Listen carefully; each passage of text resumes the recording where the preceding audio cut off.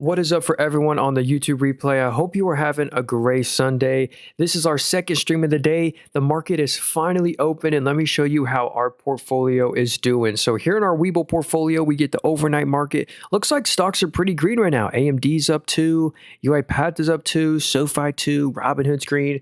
Dude, let's see, do we have any losers? Axon's a bit red, and of course, Sprouts Farmers Market is. But yeah, let me pull up my Robinhood portfolio, or actually, let me also pull up the S&P. So the S&P just barely went negative. The QQQ is barely positive right now, so it's basically just a flat market. Here are all the stocks that we own in here. This is known as our dividend-only portfolio. So every stock in here pays a dividend, and most of these, as you can probably tell, are like dividend growth companies like Meta, Google, United Rentals, Constellation Energy. Actually, speaking of that, every stock in here also pays a dividend except for Amazon. And fun fact, every stock in here also has a dividend yield of under 1%. Literally every stock in here has a yield of under 1%. So that's cool.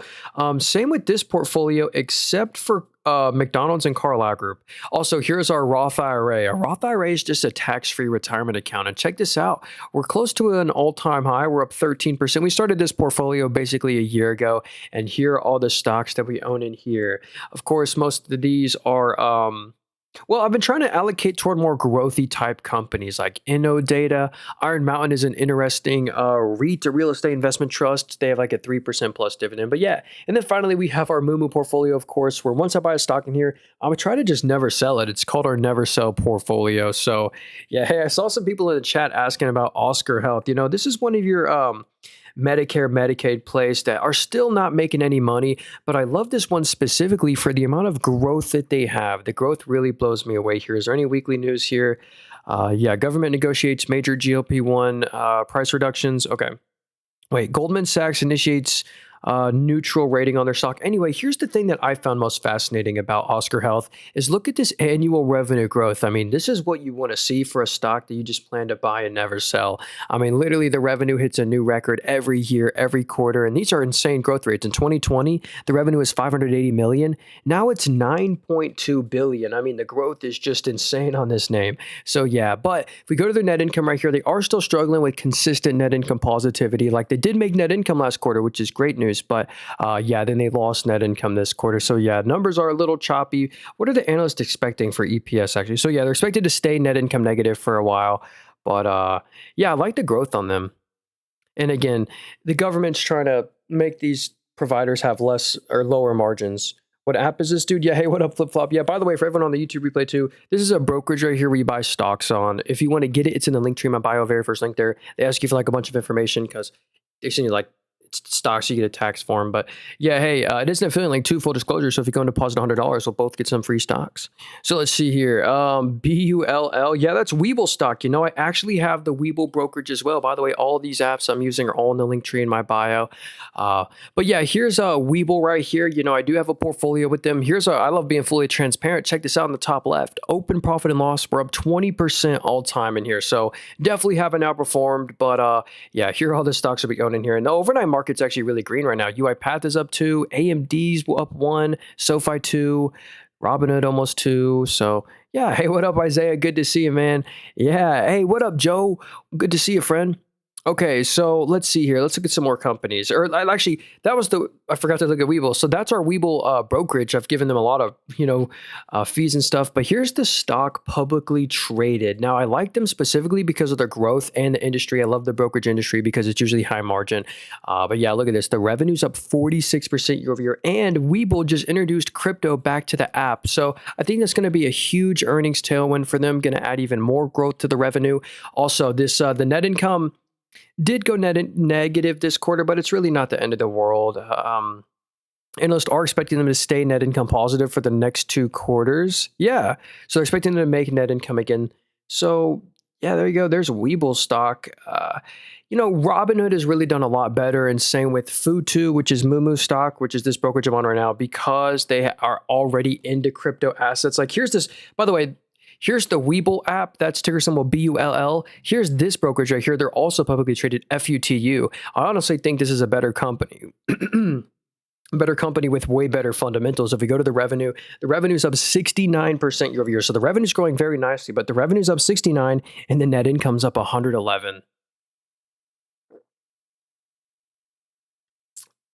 What's your attitude for the first half of this week? There's no major news. Yeah, basically just earnings this week. I'm fine with that. I'll be looking for some stocks to buy, matter of fact. But yeah, this company's making a couple hundred mil in net income a quarter. The margins are insane. They legit have a 48% net margin. So yeah, they collect a lot of money from brokerage commissions and interest income. And here's where the crypto assets are now added. They're seeing some triple digit growth the past 3 quarters. So that's pretty insane. And what's cool is this company pays a yearly special dividend every December. So that's interesting. We can also look at Robinhood stock if you want. Hey, what up? It's Will. Good to see you, man. Yeah, hope everyone's having a great Sunday. So yeah. I just came across Path. It's a decent company. Don't really know anything about it. Yeah, same here. Or well, not same as in I just got the company. I've owned UiPath since 2021, so I've been kind of holding the bag on this stock. Or actually, let me share with you this right here. If we go to UiPath stock, yeah, our average cost basis at $21 a share, and it's at 15 right now. So we are down 25%. Look at where we were buying this company. We've been buying this stock since 2021. It's been one of our worst performers, but I deem them too cheap to sell. I don't really know if this company has a moat though, any real like intellectual property that's good, because they've been partnering recently, and this is actually deemed as good news. This is why the stock is actually rocketed and seen this volume spike, is because they partnered with NVIDIA, OpenAI, Snowflake, and Google Gemini. So they've been doing major partnerships. But yeah, they're just now getting net income positive. Yeah, I don't know. I don't love them, to be honest with you. Hey, Isaiah, what's up, man? Do you know who owned C-Rave? Do they have a stock? I don't even know what that is, Isaiah. I wish I could help you out there. But dude, thank you so much for the gift there. I really appreciate that. Or wait, Sarah V. Or wait, oh, you mean Sarah V? Yeah, I don't know if they're publicly traded. I don't know. Sarah V collaborate. Okay, I know Neutrogena is publicly traded under KVU right here. This is also the owner of Tylenol. So yeah, this stock has been in some heat recently with all the Tylenol news. But yeah, Kenvu right here owns Neutrogena, kind of like a similar competitor to Sarah V maybe.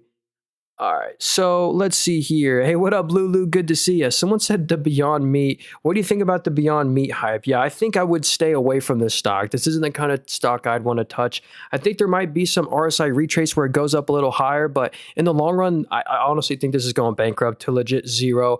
I wouldn't buy the dip on this one with real money. And here's why. I'll just show you what I'm seeing. I'll just show you the numbers for yourself, and then you can draw your own conclusion. If you look in the top right, the market cap, this whole entire company is worth 49 million. So let's say you buy the whole entire company for 49 million. Here's what you're buying. You're buying a company that lost 30 million net income this quarter. So there goes half your investment. There's half your market cap. Then it lost 52 million, 44, 26. So just for all of time, this company has just burned money every quarter for its entirety. So not only that, but they also have a ton of liabilities, ton of debt to pay that they, you can't really pay off debt when you're burning through net income. So, and they've been diluting the shareholder while the stock is at all-time lows. And if we just go to the total revenue, the business is declining. The revenue's down 20%. So yeah, I wouldn't touch this name at all. Maybe as a swing trade, maybe you hope for an RSI retrace or something on that one. But yeah, they're probably going to continue to go lower and lower. Yeah. Hey, what's up, man? Good up. Hey, Lulu. Okay, let's see. The guy said DFLI stock. Let's check it out right here. DFLI. This is Dragonfly Energy. Yeah, it looks like another micro cap junk company. Yeah, if you look in the top right, they're only worth $100 million.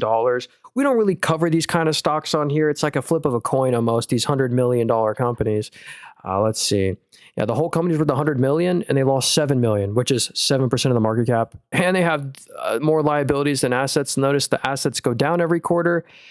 I can understand why these companies are at all-time lows pretty much because the numbers aren't too good there. I'd be super careful with that one. Maybe again it's like a short-term swing trade. But here's the coolest. What up, Chris? Good to see you. Someone said CRMD. Yo, this is actually a company. If you're looking for a risky, speaking of small caps, and I say I don't like small caps, I only own 2 companies under I only own two companies worth under $1 billion. And those companies are both right here, and they're both extremely small positions for me. So I can't stress this out enough. I'm about to show you the numbers on this company, and they're going to impress you, and you're probably going to want to buy the stock, but I can't stress this enough. You can't trust a meaningful amount of money, even though the numbers are so good. So check this out right here. This is CRMD stock. I decided to buy $400. I legit think this is a 3X or more. But check this out right here, and here's why. If you look in the top right, the market cap, they're worth $790 million. So again, a very small company, normally one I don't cover. But here's why this one, out of all the $790 million companies out there, I love this one the most. If we look at their cash on hand in the top right there, they legit have $190 million of cash and no debt. So that takes a lot of risk off the table. A huge safety net, gives them tremendous freedom. Literally 25% of the entire market cap is their cash on hand. And so here's what you're buying. A business that is super growthy. They literally just went from a revenue-less company to finally having revenue. They did $39 million of sales. Out of this $39 million of revenue, $19 million of it was after-tax net income. They have Reddit-type margins, legit 50% net margins. And if we go to the analyst expectations, the revenue is expected to more than double. The net income per share, just net income, is expected to more than double. Everything here financially is headed in the right direction. So, $790 million company with $190 million of cash, making 20 mil of net income a quarter. That's expected to go to 40 mil of net income a quarter. That's why I own that one. So yeah, there you go. Anas, how's it going? What app are you using for financial figures? Yeah, Kalor, what's up, man? Yeah, this is our brokerage right here where you buy stocks on. This is my favorite one. If you want to get it, it's in the link tree in my bio, very first link there. It's the lowest fee brokerage, actually. I like it more than Robinhood. And I actually, or maybe you're talking about this app, all the apps I'm using, like I have a Robinhood portfolio, and I even have a Webull account. So all the brokerages I'm using are all in the link tree in my bio. And full disclosure, they're all affiliate links too. But yeah, this one's my favorite right here for actual analysis. Link tree in bio, very first link. It is an affiliate link. Let's see. Luckin Coffee, LKNCY. This is the company that's giving Starbucks a run for their money. They're really taking Starbucks market share in China. And, the stock's done great, especially when you compare it to Starbucks. Starbucks is kind of in the toilet right now. These Chinese companies usually trade at lower valuations, but check this out. They're trading at 23 times PE, which basically means they're trading at 23 times net income. That's very fair. And look at these metrics right here. Average monthly transacting customers went from legit 69.69 million. So 69.69 million to 91.7 million. I mean, a huge increase of their transacting customers. Probably just from the number of stores opening, went from 13,000 to 17. Same store sales growth, again, just from opening up new stores. All right, let's see down here. Net income. Yeah. And by the way, we've converted the currency from Chinese to USD. This is great. Easily, like if you average it out, easily over 100 mil in net income a quarter. Assets are growing every quarter. Revenue's up 49% year over year. Just insane. So I actually really like this name. They are Chinese though. All right. Keep on asking to move your name when I jump in to see what you're talking about. Yeah, hey, German, I have looked at it on another phone. You have to hold down the screen and you can hit clear display. And I wish I could help out there and show you how to do it. I'm also streaming on TikTok, so you can also go on TikTok and watch it from there. Yeah, that's weird. Okay, someone said thoughts on CLS, Celestica. NASDAQ. Hey, if you got a stock, give me the ticker symbol for that and I'll look at that for you. So here's Celestica right here. In my opinion, this company deserves to be at all-time highs right now. I mean, their numbers are amazing. Now, that being said, they're definitely overvalued. Like the net income multiple is pretty expensive, but check out these numbers they're reporting, or specifically, if you're wondering why does the stock gap up so much on earnings day, it's because they're usually beating on expectations or giving good guidance. And specifically, look at this quarter, the orange line's what the analysts expected. Huge beat on revenue. They expected 2.66. They did 2.89. If you go to the net income per share, analysts expected $1. They reported $1.82, and on EBITDA. So it was a triple beat quarter. No wonder this stock is at all-time highs right now. The net income is at a record $200 million. This is a connectivity and cloud solution play right here. That it's only green on the year-over-year growth rate. So Celestica is a pretty cool name. Not again, probably overvalued. I wouldn't buy it here, but that's really interesting. Thoughts on Run? On Run? Hashtag Run. I'm up 300%. Should I hold or sell? Well, let's go check it out. Sunrun right here. I think that's what this is. Ticker symbol RUN. Come on here, Moomoo. RUN. There we go. Sunrun right here. So, yeah, dang. Did you get it at like $7 or something? You must have legit timed the bottom perfectly on this name. Congrats. This is one of the solar names right here. I don't love the solar names just because they burn through a lot of net income. Let's see if this one does as well. So let's see. Customer agreements. Yeah, look at that growth. This is really impressive. It's up 21 after 30, after 20, after 20. So that growth is really good. That's why they're doing a lot better than all the other solar names right now. Actually, Enphase might be doing better, but in First Solar. But all the other ones, yeah. So here's what I don't love. Oh wow! So actually, the sales are up 8%. So their other businesses must have been declining, like product sales. Yeah, look at the product sales; those are seeing some nasty.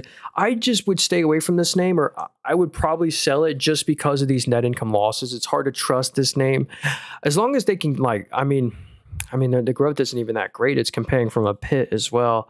But yeah, they lost 300 mil, 300 mil, 3 billion. 400 million, 250 million. Just for all of eternity, they just burn through a couple hundred million every quarter. And whenever they do get profitable, I don't know what their margins will be on solar. So that being said, nothing really blows me away with this one besides the momentum. The momentum and it's not just on them right now. All the solar names have been kind of seeing a similar kind of push up recently. My favorite solar name, yeah, look at First Solar as well. They went from almost 124 to nearly 150. Yeah, First Solar is almost double too. Why I like First Solar a lot more is because they actually make good net income. Check this out. So they're making 200 to 300 mil of net income a quarter, and actually, they didn't see. Look at Sunrun right here. When we looked at Sunrun and we looked at their last year's numbers, there was a huge decline we were comparing to, but not on First Solar. That's why I think this one is a more high quality pick. But I don't know. I just don't love the whole solar industry. I don't know. That's only. Hey, thanks again, Isaiah, for the gifts and stuff. I appreciate that. Hey, Isaiah, if you got another stock you want to look at, let me know. I got you. So let's see. Jack said PSA stock. No way. Let me know. Are you talking about Public Storage? Because I love this company. I've done too much research on them in the self-storage industry. This is a REIT right here, a real estate investment trust, and they have a 3.9% dividend. That's completely safe and sustainable. So you basically get 1% of your money back every quarter, and it's basically just a self-storage company. And in the main markets they're in is like California, like irreplaceable properties in California. You don't really look at the net income. You look at the cash from operating, or basically the CFF. It's for REITs, you look at something called the AFFO, which is basically this number right here, but it's the cash from operations. It's the net income plus the depreciation and the amortization. And if we go to the dividend cost $575 million a quarter, and they can easily afford that because they're doing 700 mil to 800 mil. So yeah, Public Storage is a beast of a company. Another great one is Extra Space Storage, EXR, Extra Space Storage. Oh, look at this one. This app is telling me that there is that there is a bullish continuation triangle on Extra Space Storage. But anyway, both of these are really good self-storage names. Okay, someone said UPS stock. Should we do UPS? The thing with UPS is I think this one might be a dividend trap just because I think they might need a healthy dividend cut. If we go to UPS, UPS is technically the same price that it was in 2004. So you bought the stock in 2004. It's the same price that it is today. But here's the thing that concerns me a little bit with UPS is the dividend yield. If we go to the dividend, this is why a lot of people like them. They're like, hey, you get a 7.5% dividend. That's amazing. But here's the thing that concerns me. Oh yeah, their average daily parcel volume has fallen like bad chunk year over year. But we can just kind of see that. We go to the revenue, the lifeblood of the company, the sales. The revenue is down 2.7. So I don't love, negative revenue. And also the net income is down by 9%. But most people are like, hey, they still made 1.28 billion. Actually, no, they didn't. They actually lost net income. Here's how. So remember this, they made 1.28 billion of net income. Remember, they pay a dividend. And the dividend cost more than that. It cost 1.35 billion. So yeah, they made net income, but it was less than the cost of the dividend. So they had to borrow money or use money from their cash pile to pay to that dividend. So that's just not great. They need, in my opinion, for a company to have a sustainable dividend, they have to be making however much the dividend cost plus a good chunk more just to give a nice safety net. So I can totally understand why UPS is kind of in the toilet right now. Literally for the past 2 quarters, they couldn't afford the dividend and have been losing a couple $100 million because of that. I think they need a healthy dividend cut. Yo, Snickle said SKBL. Let's check it out. I don't know if I've heard of this one before. Skyline Builders Group, very small company. So if you look at the top right, they're only worth $38 million. So we don't actually cover these kind of stocks in the channel here. A company worth $38 million isn't even worth talking about. All the revenue comes from China. Already this story isn't looking great. The revenue's down. So I don't know. I'd just be super, super careful with that one. Just because they're only worth 36 mil. Okay, what is this? Or Paul said Coinbase. You know who actually owns Coinbase? That's the homie Kathy Wood. So if we go to the Kathy Wood portfolio right here, 5.2% of her portfolio is in Coinbase. It's like a pseudo Bitcoin name. But to be honest with you, this one has nowhere kept up with the price of actual Bitcoin. And to be honest with you, I'd maybe rather just own Bitcoin. Or actually, let's see. As you can see, the two stocks kind of rhyme together. Like whenever Bitcoin goes up, Coinbase goes up as well. Actually, they've performed Coinbase a little worse, but it's not the end of the world. So anyway, Coinbase right here, here's some cool stats we get with this company. You can see their monthly transacting users. So not just monthly active users, but monthly transacting users. The actual good metric, 8.7 million, when the same time last year was 8.2 million. So not too shabby. Looks like they did miss on revenue. You know, it's a high PE growth company. So maybe, let me remove Bitcoin. That's probably, that's why they gapped down on this day. That was earnings day right there. So they missed on their growth expectations. Yeah, look at that. The revenue was only up 3% year over year. That doesn't really beat inflation or just barely beats. The operating profit went negative. Anyway, Coinbase is interesting. I kind of like Robinhood more as a stock. I like SoFi too. I own a lot of the fintechs. Here, I'll show you this right here. I'm totally biased, but yeah, I own Robinhood stock. I have SoFi, Futu, and Coinbase is all right. They are still making good money, but it looks like the growth is slowing. We want to see the growth come back to Coinbase. Okay, so what up? Underground said CoreWeave stock. You know what? That one's actually owned by NVIDIA right here. So if you go to the NVIDIA portfolio, hey, Fork, what up, dude? We'll look at Eli Lilly after this. So yeah, here's CoreWeave right here. CoreWeave is NVIDIA's largest holding. Data center play basically, and they did something genius where CoreWeave used to have, like, they buy a bunch of NVIDIA chips and like 10 to 15% of those chips would just be unused in their server racks. But now NVIDIA, and this is why they gapped up really on these 3 days from the filing announcement. NVIDIA, so they're going to buy back their unused capacity, which is just crazy, till like 2032. And first off, I love CoreWeave because this is like a pure growth company. I mean, if we look at the sales, the revenue went from 400 mil to 1.2 billion. So it was 1.2 billion this quarter. Analysts are expecting it to go to 1.79 billion in 2 quarters. So the growth is expected to continue on this company. Now, they are still losing a couple $100 million a quarter, but analysts kind of expect this. Let's see, is there any news on CoreWeave right here? CoreWeave unveils AI native storage platform, reports strategic partnership. Congressional trading data, purchase of up to 15K. Okay, whatever. CoreWeave's $9 billion Core Z acquisition faces opposition amid SEC filing. Oh yeah, they're trying to buy that Bitcoin mining company called Core Z, if anyone's heard of that one.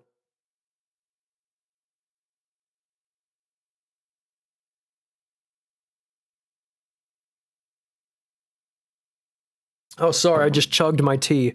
Okay. Someone said Open Door and Robinhood partnership. Hey, I haven't heard about that. That's cool. Okay, someone said, ooh, OUST. This is Ouster. I think it's like that silicone testing company. I don't remember. Let's check it out. Whoa, the momentum has been insane on this company. It was just a 41. Let me look at the 5-day chart on this one. Yeah, the stock went from from 39. It's now $29. So they had a lot of volatility last week. Let's go check this out right here. So let's see, sale and production of LiDAR sensor kits. Check that out. This is really growthy. It's up 29 after it grew 123. What are the analysts expecting as well? Yeah, look at that. They're right straight up and to the right. Revenue is supposed to go from 30 mil to 40 million. You annualize that, that's near 200 million of revenue a year. What's the market cap? If they're going to do 200 mil of revenue, 1.7 bill market cap, they're probably not making money. Yeah, they're still burning through 20 mil a quarter. So they're interesting. I love the growth. It's probably seeing a lot of momentum just because of this industry right here. LiDAR kits, your LiDAR sensors, Waymo uses a lot of those. Zoox, which is owned by Amazon. Someone said KR stable plus dividends. Yeah, that's what's cool about Kroger. Whenever tech kind of goes down, these grocery stores still do good because even in a recession, people still buy groceries.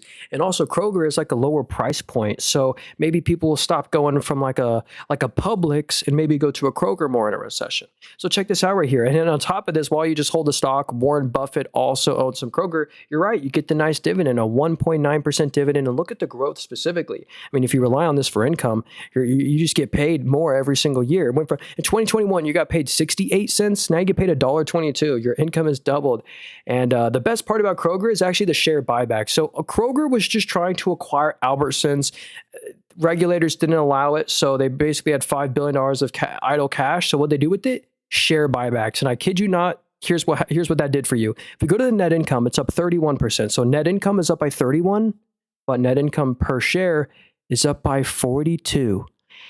I kid you not. They have bought back 10% of the company this year because they had that. They spent here. I'll show you that number exactly if you don't believe me. We go to the cash flow statement. You go to the net common stock issuance. And if you look in the middle there, the top middle, they spent $5 billion that one quarter solely buying back their own stock. And again, the EPS growth rate and the net income growth rate should always be the exact same.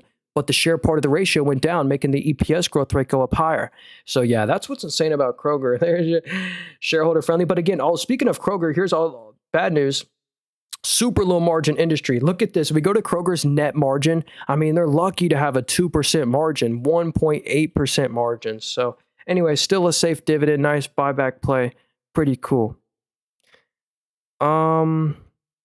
Let's see here. Charles said FLY stock. Oh, is Snapchat stock? Oh, what up, Jibble? SS Innovations. We'll try and get to these. Don't worry. So yeah, here's Firefly Aerospace. They're at an all-time low, but that's not saying much considering they've been public for like 6 months. So they're at an all-time low. They're a $3.9 billion company. I'm guessing they're in aerospace. Oh yeah, aerospace and defense. Let's go look at their numbers because that's what matters. And there shouldn't be too much data. Yeah, they literally just IPO'd, so there's not too much data. Yikes, it said the revenue's down 26% year over year. Yeah, it went from 21 mil to 15 mil. I wonder what's up with that decline, but look at this in the middle. This $55 million quarter last quarter. A bit of leverage, but maybe that'll get paid off with some of the IPO fees. Yeah, they're losing 60 mil a quarter. I don't know. Honestly, I just need to wait longer for more numbers. I mean, there's just not enough numbers here for me to like. So because of that, I wouldn't buy that one. Yeah. Do you know if Moomoo will show overnight? No, actually, it does not show overnight stocks, but we can see the overnight market by going over to Robinhood. Let's see right here. QQQ is up 0.03% right now. SPY's going a little green. Let's see how our portfolio is doing. Our main account, we're up 0.02. Yeah, there's all the stocks we own in here. Yeah, we also have our Webull portfolio. Let's see how this one's doing. It's up in the overnight market. AMD's green, UiPath, I think red, Calmain, Axon. Okay, let's see here. Any healthcare biotech you recommend? Well, as much as I recommend these, I would not trust a lot of money in them. I'd put a very, very small amount in them. But I really like CRMD stock. CRMD is really cool. Also DCTH, Delcat Systems. But as much as I love these, they're only $400, $200 position just because of the industry that they're in.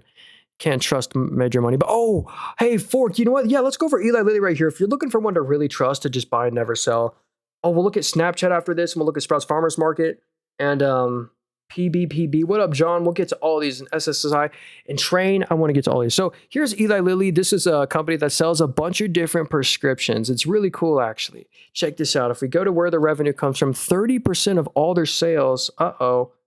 Come on. I might have to reset this. Oh, no. Okay, there we go. So yeah, 30% of all the revenue comes from Mount Jaro right here. It's their main prescription, and the growth has been insane. The revenue's up 112 after 217 after 6,000, and it says 6,000 because they literally created this product in 2022. The sales were 16 million, and in the same year, at the same quarter, it went up to 900 million. And then after that, it doubled again to 3 billion. And then it's now 3.8 billion just this one quarter. So that's just one part of their business. They now also have their weight loss prescription called Zepbound. It's a competitor to Ozempic. They created this one in 2023. And now it's 2.3 billion of revenue, up 350%. You know, at these growth rates, what's it going to be the same time next year? They basically just have a bunch of different little prescriptions like Jardiance, whatever this is, up 47, after 20, after 37, after 37% growth. They're just a really growthy company. And also, making a lot of net income, like 3 to 5 billion of after-tax net income a quarter. Pretty insane there. So, all right, Snapchat stock. Let's do this one. Then we'll get to Sprouts Farmers Market. Yeah, Crispy, what up, dude? Yeah, Progressive Corp. I'm actually looking to buy a little bit more shares. So here we go.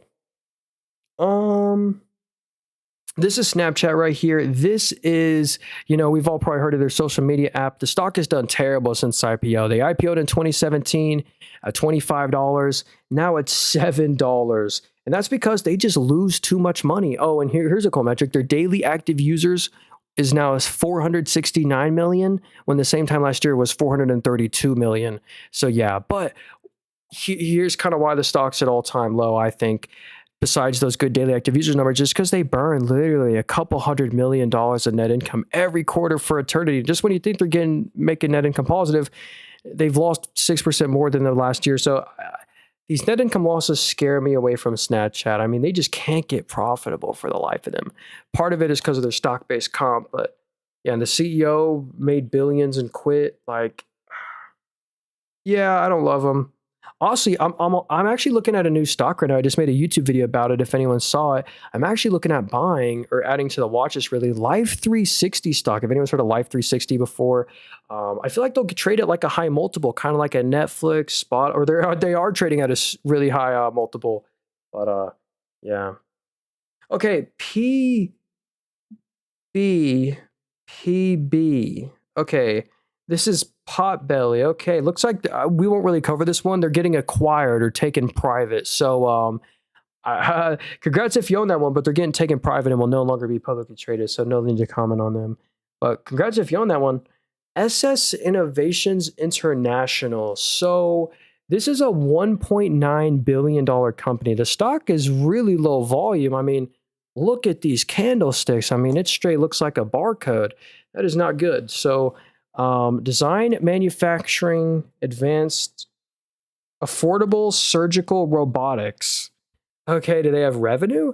They do have revenue, 10 million of sales this quarter, so that's pretty interesting. And they're barely losing it. They barely lost any money, and that was real, actually. They only lost 250K. The assets are growing, the liabilities are shrinking. Did they issue shares? Yes, they did dilute you, but where's the revenue come from? For full context, none of the revenue comes from the U.S. India, Indonesia, Nepal. So, yeah. Where's your AMD? What up, Mike? Yeah, hey, I do have AMD. My AMD is actually here. Hey, yeah. If you didn't know, I have multiple portfolios. Yeah, there's my AMD position. They're in my Webull account. We're up 0.5% right now, up 19% all time. Our main account. Oh, someone said oh yeah, dude, Crispy DCTH. I'm also trying to figure out what's going on here. They're up 28% after hours. So yeah. All right, so let's see here. Yeah, what up, Megatron? Good to see you. Let's look at Sprouts right here. So SFM, Sprouts Farmers Market. This is a healthy grocery store that I just really like for their numbers. Again, I'm not just going to recommend this stock because they're well off all-time highs and on a nasty downtrend. I really like this one because of their good growing fundamentals. Check this out right here. Sprouts Farmers Market is a grocery store, and what you focus on for grocery stores is their net margin, because we just look at the Kroger. Kroger's lucky to have a 2% net margin. Well, they have been been expanding the margins. That's what I love about this one. I actually don't know why the stock has been decreasing so much. I heard something about like a new loyalty program that will maybe like lower margins, but I don't. Everything looks great here, and I'm buying the dip. Not financial advice. They have no debt. They're a huge buyback play. They're easily making 100 mil plus a net income a quarter. Those growth rates were insane. What are they doing with all that since they have no dividends? Look, they spent 75 mil on buybacks this quarter, 200 mil last quarter, 100 mil the previous quarter. They are returning so much money to you via share buybacks, and they're only trading at 23 times net income. I mean, that in my opinion is very fair. And I'll show you my position. Full disclosure, we are down 16% on our Sprouts Farmers Market position. So yeah, I could get in at a lower cost basis than me, but I wouldn't have it as a huge position. I don't know if that'll outperform the market in the long run. What's the point of all these accounts just to consolidate into Hood? Hey, there's no burden of having multiple brokerages. It's just an extra sheet of paper. I'm already writing a check to the IRS. No burden of just writing two more. So anyway, it's already okay. CMI stock. Oh, wait. Yeah, Robert, that DCTH stock. I actually still haven't figured out the news. I thought it was some sort of like progression of the. I still don't know the news. We'll have to look into that. So here's AMPX Ampress Technologies. I put this one on the watch list because I really like their numbers. Check this out right here. If we go to this, they sell these batteries and look at the growth. I mean, it's up 350% after 100% growth. I mean, it's easy to grow from small numbers, but check this out. The revenue went from 3 million to 15 million. And it's 15 million this quarter. Analysts are expecting 20 million. And notice every quarter they always beat on revenue. So what will it actually be in 2 quarters? Who knows? That's why I think this one actually kind of is still overvalued now for sure, but it's kind of justified all this stock price appreciation because of the insane growth. They're beating every quarter on their numbers. They are expecting to continue to grow. If they're right, then I can see why they're doing so well. They're pricing in the future growth. All right, so Eshane said Etsy stock. Let's do it. I actually haven't looked at Etsy. This is like the most consumer discretionary stock of all time, where you like buy gifts and stuff. So here's Etsy, like specifically gift type stuff mostly, not like commodities. Meta looks good. Hey, remind me to look at Meta later. We'll check that one out. I want to look at 2 more stocks before that. But yeah, here's Etsy right here. Let's see. Are they profitable? They are, but it looks like they lost. Is that real? Okay, they didn't actually lose money last quarter, so that is good. But it's definitely off. They're definitely seeing a nasty decline, though. It's down 45 after down 14, after down 15, after down 25. Whoa, so they've been on a nasty decline. So that actually explains why the stock, was at 270. Now it's at 70. So, but let's see what and they have a bit of liabilities, but that might be just because of their intangible assets. How much cash do they have on hand? Oh, 1.18 billion of cash. So how much interest do they pay? They actually made positive interest this quarter. That I might have to look into. But anyway, the growth is a little slow. Like this is the one thing that I don't love. Like revenue's up 3, last quarter was down it was up 0.8. 4%, like low to mid single digit revenue growth. I just want to see the growth really come back. Yeah, they're not really going to see much growth. Again, a less than 1% year-over-year growth. There maybe in a lower interest rate environment, Etsy will do good, but I wouldn't probably own them individually with like a lot of money and maybe swing trade it or something like that. So let's look at Progressive right here. What up, Looney? Hope you're having a great Sunday. Hope everyone's having a great Sunday. Yeah, yo, Tommy. Good to see you, man. Where do you think markets are going to go? I don't know. We're really waiting for earnings this week. I have a lot of important earnings this week. I'll share with you. Comfort Systems and Amphenol report this week and some of my other stocks, but we'll check that out in a minute here. But yeah, Progressive stock. This one just reported earnings, and another one I'm down bad on. Check this out. We got 3.8 shares. We're down basically 10% of our shares, but I don't mind it. I looked at their numbers and I'm fine with it. It certainly isn't going to get me to sell the position. They did slightly miss on growth. Like, look at this. The revenue, the analysts expected 21 billion or 21.6. They reported 21.4. Unfortunately, this one doesn't have Q3 updated yet. So I'll actually show you Q3 just on Webull right here. But like, I'm okay with these numbers. I mean, the net income is still like, we're going to look back in a couple of years from now. We're going to see this and it's just going to look at like business as normal. Like net income still grew 12% year over year, holding on to this insane growth. I mean, I'm still happy with the numbers here. So What's cool also about Progressive is actually the special dividends you get. If you actually look in the top right, see how they normally pay 10 cents a quarter? Look at the very top right. It says $4.50 special dividend. And then there was the 75-cent special dividend. Every year they reward you with that one-time special dividend, which is kind of cool. So yeah, there's Progressive stock. Someone said Amazon's a no-brainer. Or yeah, Crispy, yeah, I actually bought a share of Amazon on Friday. So yeah, if you're looking for or wonder what my newest buy is, it's that stock. Meta, let's look at Meta right here. Then we'll get to ASML. I do want to try and get to ASML. And then Tencent. Brandon, Tencent is a beast of a company. Probably my favorite Chinese company of all time. And if they weren't Chinese, they'd be in the Mag 7. They'd replace Tesla for sure. Maybe even Meta or something. So full disclosure, I love Meta. I do own them. Here, I'll show you my position just so if anyone's curious. I got 5 shares of them. Hey, they're green in the overnight market. Yeah, so we got 5 shares. We're not up huge. If we look at them on the 5-year, they're up 100. Well, especially compared to this peak, they're up like 5x. But yeah, we're up 36%. Not too shabby for a Mag 7. And this app is telling me right here that on Meta, there is what is this? A double top. So that's the technical analysis. As you know, that doesn't matter much to me. I love looking at the financials and the fundamentals because that's what outshines in the long run. We look at the PE ratio, which is price to net income. They only trade at 26 times net income, which is very fair in my opinion, especially for a Mag 7. I think it could really stretch up back to like a 35 PE like it did back here and this $800 plus. And here's another crazy metric. We can see their daily active users is 3.48 billion. Literally half the world is on a Meta app pretty much once a day. They print net income. Has anyone seen the new Meta glasses, Ray-Ban glasses? That's like their new AI thing. It has the on HUD display, which is pretty cool. You can like scroll through reels. They also just introduced ads to WhatsApp. So after they acquired WhatsApp and the original slogan was no games, no gimmicks, no ads ever, there's now ads on WhatsApp, which is pretty cool. And as a shareholder, and also the Threads app, if anyone's heard of Threads before, it's like an X competitor. It literally has now the exact same amount of daily active users as X does. So I love Meta. You also get a dividend. They do share buybacks. Pretty cool. They also have they also bought $15 billion of Scale AI. They bought 3% of Ray-Ban's company, which is worth like $150 billion. They're up like huge on their stake. These companies steal your data for revenue. That's exactly it. You are the product, the data. I don't think anyone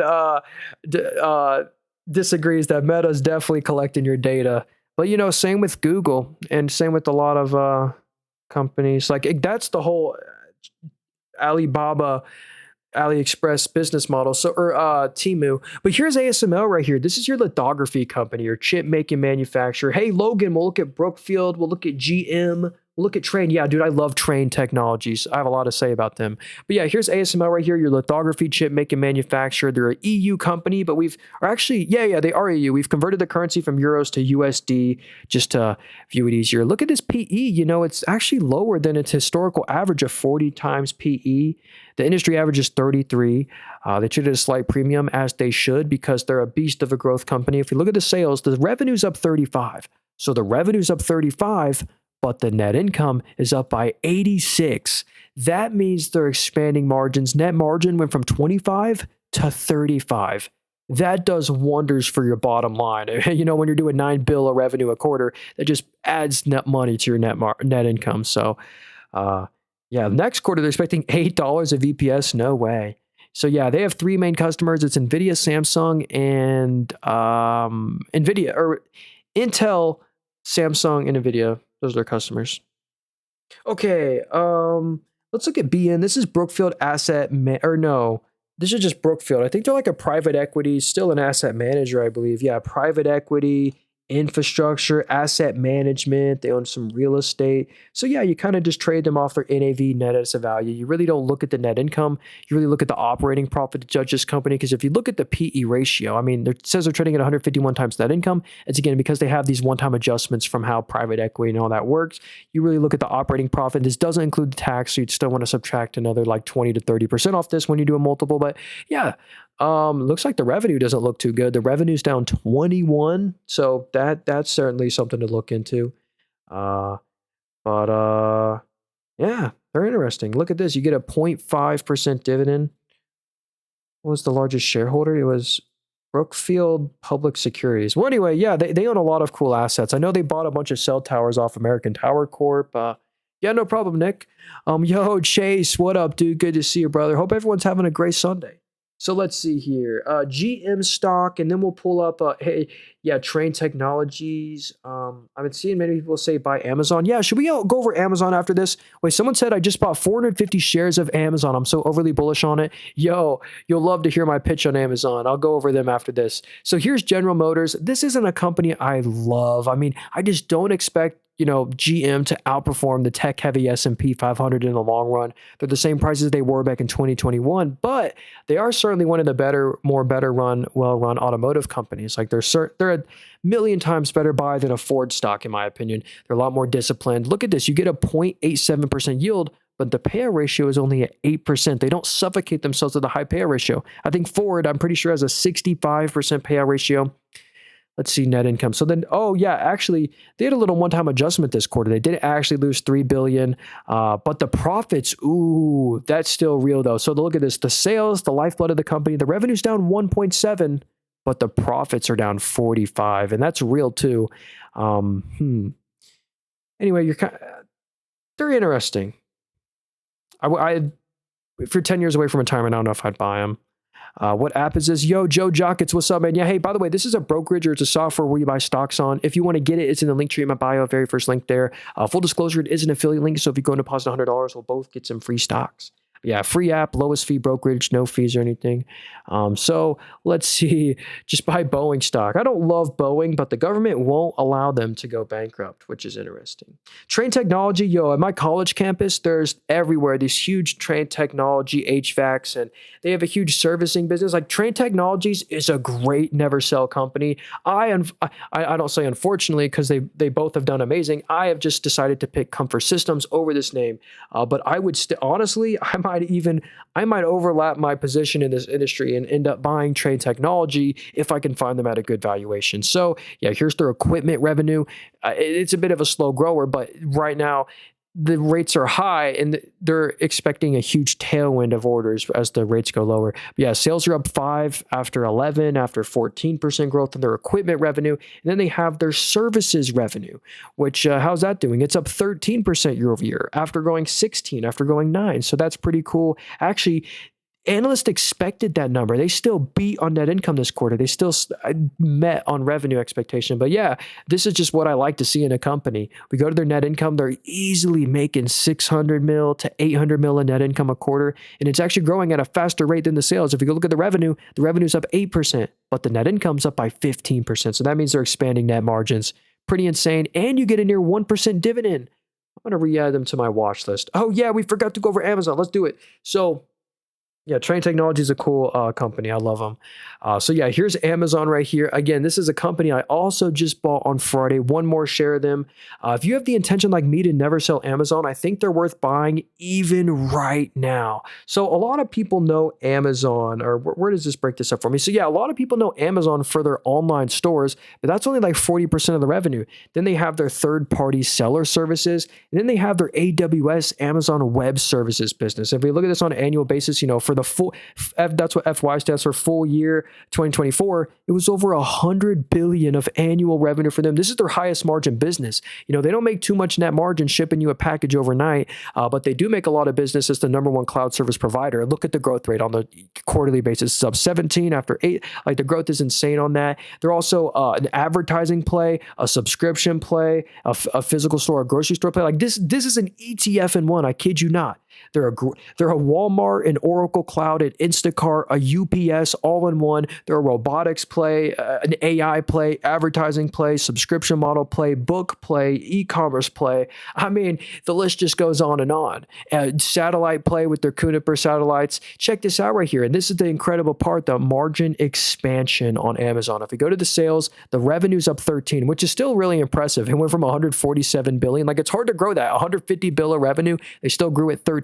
So the revenue's up 13, but the net income is up by 35. Again, they're also a net margin expansion story. It was a tough buyback a couple years ago. They're in single digit margins, even negative net margins, but now they're making double digit margins. And hey, Luffy said he got a free grab style. Yo, I actually got a free share grab as well. But yo, good to see you, Luffy. Yeah, Amazon is like an ETF. It's crazy. They own so many assets. All right, so let's see here. Yo, what up, IDK? Good to see you. Al Angle, hey, I got a long-term question for PRME. Won't be profitable for the next 2 or 3 years. So let's look at PRME stock. Yeah, what up, Angel? So, and yo, Jason, what do you think will happen when Intel finally opens their foundries? Yeah, hey, we'll look at Intel stock. Yo, Suzuki man, the homie here. Badger Meter. Yeah, that's that cool water meter company. Can't really be replaced by AI. So we'll look at that right there. So yeah, here's Prime Medicine right here. Yeah, very small market cap. If you look in the top right here, they're only worth $940 million. So that's an extremely small market cap. Yeah, you're right. Looks like the analysts aren't expecting him to go net income positive anytime soon. And yet, honestly, I wouldn't touch this company. I mean, the revenue's $1 million. Yeah. Oh, and they lose 40 to 50 mil a quarter. When the whole entire company is worth 940 mil, losing 40 to 50 mil a quarter is pretty devastating. The momentum's been really nice, and I hope you made some money on that one. But honestly, that one looks really risky. Just like you're paying for so much future growth and future uncertainty and speculation. They're leveraging up their balance sheet. Look at that. They used to have a pretty good balance sheet, low liabilities, but liabilities have stacked up. I wouldn't trust anything meaningful in that one. Amazon can replace all their workers with robots soon. Oh yeah, Amazon also has a stake in a bunch of different companies. I've had the list up earlier. This is so insignificant for Amazon's market cap, but Amazon owns over 100 million of IONQ. Amazon's the largest. They own so many stakes in individual companies as well. Like if you go to Rivian stock right here, if we go to the shareholders of Rivian, Amazon.com is the largest shareholder of Amazon. They own 13%. So like 13% of all this revenue just goes back to Amazon. In a perfect world, but that's not how it isn't added. Okay. Let's see here. So, let's look at Intel right here. Then we'll pull up Oracle. Yeah, Oracle's an interesting one. I don't think it's a buy, but their billings backlog is so interesting. I actually have a lot to talk about them. Oh, I'm so sorry. There's so many good stocks I want to look at here, like Materials, Ferrari. Like, I'll go so quick. I only try to spend a minute on each stock here. So here's Intel right here. Basically the U.S. is trying to be more independent. The U.S. won't allow Intel to go bankrupt anymore. If you didn't know, NVIDIA just designs their chips. They're all manufactured in Taiwan, and it's 6 feet away from China. We can't have that. So the government took a 10% stake in Intel, and now NVIDIA took a 5% stake in Intel. The sentiment's really in Intel's favor because now NVIDIA is moving some of their older series chips and CPUs to Intel actually over the coming years. Also, Apple is sniffing out buying a 5% stake in Intel as part of their, look at that. Intel, NVIDIA form $5 billion strategic partnership for AI and PC markets. Really probably influenced by the government there. But anyway, Intel launches Crescent Island GPU for AI data centers. Well, there you go. It's basically government saving this name. Sentiment's really in the favor now. Okay, so Badger Meter. Let's check this. Oh, wait, Oracle, then we'll pull up Badger Meter. So this is Oracle right here. Hey, I saw Ryan Williams picked up some WSO. So here's Oracle. Let's check out the news down here. Oh, yeah, their revenue target. This is crazy. So their Vision 2030. 2030 revenue target of 225 billion, okay? 225 billion for the full year of 2030. Well, right now they're doing 15 billion a quarter. So they're doing $60 billion a year right now, and that's supposed to go to 225 billion. And basically, well, wait, it's basically let's call it 5 years, but yeah, they're also opening up 30 new data centers, which just benefits the whole AI ecosystem from Supermicro to the HVACs. So yeah, to Amphenol. Yeah. You sound like the yellow guy from Smiling Friends. Yo, what up, Pizza? Good to see you. Yeah, hey, it's actually, Pizza said FY is fiscal year. Actually, for that stock specifically, they report in full year and not fiscal year. Some companies do report in fiscal year, though. And that does annoy me how they're both the same They're both FY, which annoys me. So let's pull, oh yeah, Badger Meter right here, BMI. So this is a company that does water meters, something that's interesting, can't be replaced by AI. Just look at this one. Like it CAGRs, it compounds at a really nice rate. But there was some sort of bad news on the earnings here. So they had a nasty little gap down on earnings, but that also gives us a nice opportunity to maybe buy a high quality company at a good price. So let's go dig into their numbers right here. So after, so they always have traded expensive. Even after this huge fall, they still trade at 39 times net income. So still a little bit expensive, but yeah, they're an innovator, manufacturer, and marketer of flow measurement products.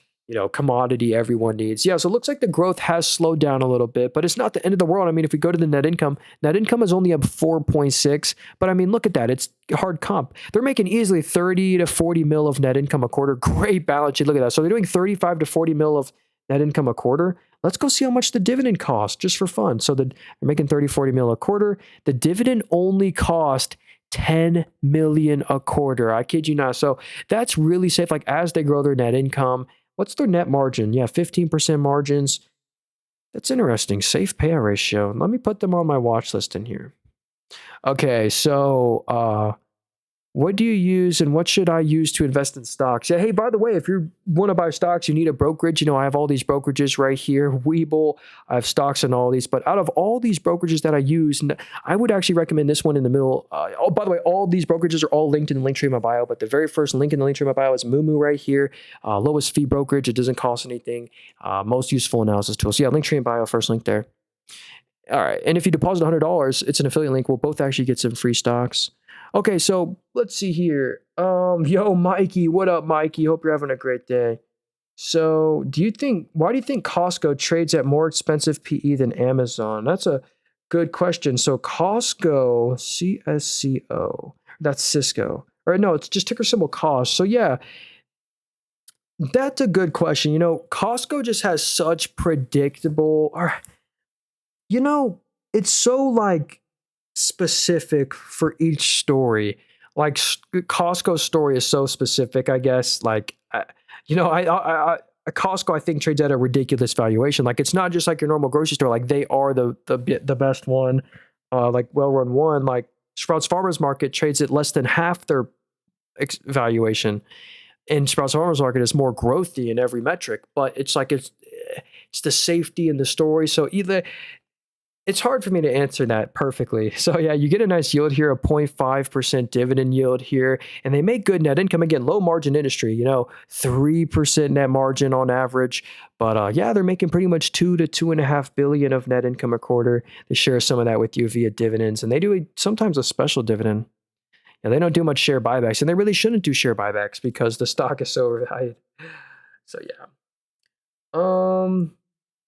GLW is parabolic. Yeah, Paul, GLW really is like a smaller, actually, what's the market cap of that? Yeah, I think they're like a smaller Amphenol. These two stocks move very similarly. Amphenol stock has just outperformed a slight bit. But when we go to the daily here, we can see how they can perform very similarly. They're both in this optical sensors market, these cables, basically.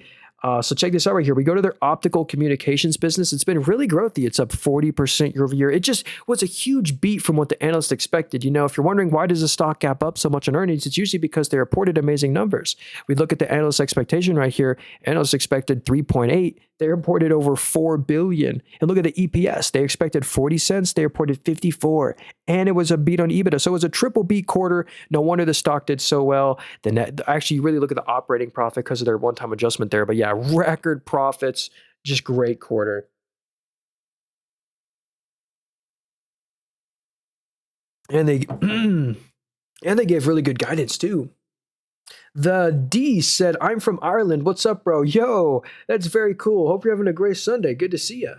Mikey said JPMO. Then we'll get to, Oscar said AMD. I love AMD. What is a must buy? At least one of the Mag 7. The S&P 500 is a must buy, but one of the Mag 7, Google, Meta, I don't know about this price, but here's YieldMax JP Morgan option income strategy. So this is run by YieldMax. So basically this just sells calls on JP Morgan. You buy this to maximize your dividend income. So yeah, look at that. You get a 31% dividend yield. 1.1% expense ratio fee. That's really steep. But basically, you're not going to outperform the market. You're not going to outperform JP Morgan, but you do buy this to maximize your dividend income. That 1% expense ratio, 1.2% expense ratio is really steep. Because if it underperforms to 8% CAGR and then you pay a 1%, 1.2% fee, like you're already so far behind the market in terms of average yearly total return. Again, I'm an investor that focuses on like best returns a year. I don't care what the math comes from. If I get 5% in dividends and 5% stock price appreciation, I just want the best total returning assets. And usually the higher yielding names don't do that. Like Coca-Cola, for example. So what up, Pierce? Let's actually do Coca-Cola. That's in the Buffett portfolio. I actually really like Coca-Cola, but as much as I like them, I do not expect this company to outperform the tech-heavy S&P 500 in the long run. So that's why I don't own them. I own Coca-Cola Consolidated. So here's what's so cool about this name and why I would actually recommend them. If you look at the dividend, you get a 2.9% dividend. So you get basically 3% of your money back in dividends a year. Then you're kind of just hoping for 3% in stock price appreciation for a 6% total return a year. 6 to 7% total return is what you should get. Coca-Cola, still inflation beating, still better than losing to inflation. But yeah, I actually own Coca-Cola Consolidated. There's the normal Coca-Cola at the bottom there. So I actually own the bottler. Is this free? Yeah, hey, this app is free right here. This brokerage is free. Someone said, what brokerage do you use? Yeah, hey, by the way, this is a brokerage where you buy stocks on. It's in the link tree in my bio, the very first link there. It's a brokerage, so they ask for your information and you get a tax form and stuff. Yo, Khan, no way. He said CRISPR Therapeutics. You know who actually owns CRISPR Therapeutics? I think Kathy Wood does. Let's see. Kathy Wood's portfolio. Yeah, look at that. 4.16% of her portfolio is in CRISPR Therapeutics, but I can't buy this one yet because they're still in that startup phase where they don't have real consistent money where I can sleep well at night with a lot of money in them. So if you go to the revenue right now, you see how it says it was positive 35 million that quarter? And it actually wasn't. They actually didn't make any money that quarter. If we go to their cash from investing activities, if this number is positive, if their cash from investing numbers is positive, that means they're selling their assets. You want this to be negative. That means they're buying new assets. But if it's positive, they're selling off their own assets. So the only reason revenue was positive is because actually they sold an asset that quarter, which is unfortunate. So it's a startup. They're basically doing 800,000 of revenue a quarter, and they're losing 100 million, 200 million this quarter. So I think it's a tough one. You're really paying for so much future here. Luckily, they have a good balance sheet and can afford these net income losses. But notice, because these net income losses, their assets slowly trickle down every quarter. They're also diluting you every quarter a little bit. ARKK though, Kathy Wood does own a lot of that one. Yeah, someone said it's not a startup. Yeah, it's not a startup. I get what you mean, but yeah, you're right. Definitely not. But I just mean they basically have no revenue. 800,000 of revenue. It's pretty much no. I just kind of nothing. Okay, so yo, what up, SWAT dude? Thanks for the late night live stream. Yo, thanks for showing up, SWAT dude. Yo, what up, Hassan? Do you think Meta will stock split in 2026? It probably will stock split around $1,000. They probably wouldn't want it over that, or maybe $1,200. I don't know. IBM earnings report comes out this week. Yeah, here's the earnings hub real quick. So next week, some really important companies of mine report earnings. Is it going to let me pull up this calendar right here? Maybe not. Oh, well. Calendar. Yeah, here we go. Watch list. Pretty much nothing you guys know, but Amphenol in the middle here reports earnings next week, and Comfort Systems does. So two of my main holdings report earnings. Let's see here. I invested in Cash App already, so I can use this to look at my portfolio. Yo, nice popcorn. Microsoft stock. Yo, let's do Microsoft, MSFT. We'll look at what Big True said, SIKA stock. We'll try out that one too. So yeah, Microsoft right here, it's like the AI toolkit of the future. Everyone uses Microsoft in one way or another. Pretty much every S&P 500 companies uses Windows. But yeah, look at this right here. Obviously, they have their premium subscribers, but this is for their Microsoft 365. If you've heard of OneDrive and Outlook and PowerPoint, that's part of the subscription. That goes under their business and productivity segment. And look at how growthy this is. Microsoft has really transitioned from a hardware company from selling PCs to a software company selling businesses the suite of products like PowerPoint, Outlook, and this business is over 120 billion of annual revenue for them. So this is incredible, the productivity business. But the most valuable part of, well, a great part of Microsoft is actually their cloud business, their Azure cloud. It's over 100 billion of annual revenue for them as well, up 21%, literally to a new record. They actually just took 1% market share away from Amazon. They're beating on revenue every quarter and on EPS. They actually have a better credit rating than the U.S. government. So according to S&P Global and Moody's, this is a safer investment than buying U.S. Treasury bills. But yeah, that's Microsoft. Great company. If someone told me they're buying Microsoft right now, I wouldn't call you crazy. They're great. Have any of your stocks ever had a stock split? I've actually never been through that, Looney, and I've been in the market for a long time. I've actually never been through a stock split. Also, what is the ticker for the Harvard dropout that made a public traded autopilot? I have no clue. That might be Archer Aviation. I don't know. Yo, Mac, what up, dude? Good to see you, homie. Morning, Nathan. 2 a.m. here in the UK. 6 hours till open. Just bought into a load of chip tech stocks. Hey, that's what's up, dude. Yo, it's up at 2 a.m. Nice. So Dookie, or what up, dude? He said Netflix, Tesla, watching. Yeah, so actually Netflix is a great software name, but the valuation is too high. Same with like Tesla. The valuation on Tesla is too high. And yo, Pierce, I forgot to say, shout out to the homie Pierce with the 20 roses, basically. Dude, thanks for all the roses there, Pierce. I appreciate that. If you got another stock you want me to look at, let me know. But yeah, here's Netflix right here. A cool metric we get to see. I heard, wasn't Elon Musk like canceling Netflix or something weird like that? I don't even remember. Netflix Q3 earnings show record U.S. viewing, share, and revenue growth. Netflix and Spotify form video podcast streaming partnership. Okay, well, let's check out their numbers right here. So as we can see, their premium subscribers, they have 300 million premium subscribers. But here's a really cool metric we get. Their ARPU, their average monthly revenue per paying user is $11.69. They also just rose prices, so they've done that successfully. So that's how the revenue's up by 15. So the revenue's up by 15, but the net income is up by 45. It's insane, the margin expansion. I mean, they're doing pretty much 2 to 3+ billion of net income a quarter, not just net income, but also FCF, which is free cash flow. So pretty insane. Great numbers. But again, this valuation, if we go to their PE, they trade at 51 times net income. Same with Spotify. Spotify also trades at ridiculous valuation. So, yo, SWAT said MI Medics Group worth any of your high. Hey, SWAT, if you give me the ticker symbol for that stock, I will check it out for you. I got you. I don't know what that is. Hey, the homie Cruz is in here. Yo, shout out to Cruz. Good to see you. Happy Sunday. And Darty said support from Malaysia. I like your show. Hey, thanks so much, Darty. That's awesome. Hope you're having a great Sunday. So yeah, here's AppLove, and this company just got added into the S&P 500.